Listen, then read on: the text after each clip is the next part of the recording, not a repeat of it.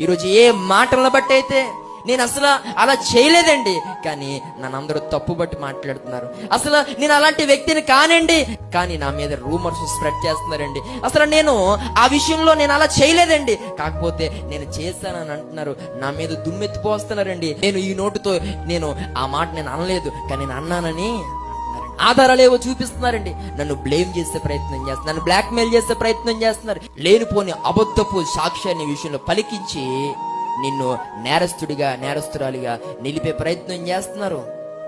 మంచి వ్యక్తివైనటువంటి నిన్ను ఒక చెడ్డ వ్యక్తిగా మార్చేసే ప్రయత్నాలు. అయినప్పటికీ నువ్వు బాధపడాల్సిన అవసరం లేదు. ఎందుకో తెలుసా? మన విషయమే అనేకులు మాట్లాడుతున్న మాటలు దేవుడు వినువాడై ఉన్నాడు. కాబట్టి ఒకానొక దినము నీ జీవితాన్ని సంతోషకరంగా, ఆనందకరంగా దేవుడు మార్చడానికి ఆయన సిద్ధంగా ఉన్నాడు.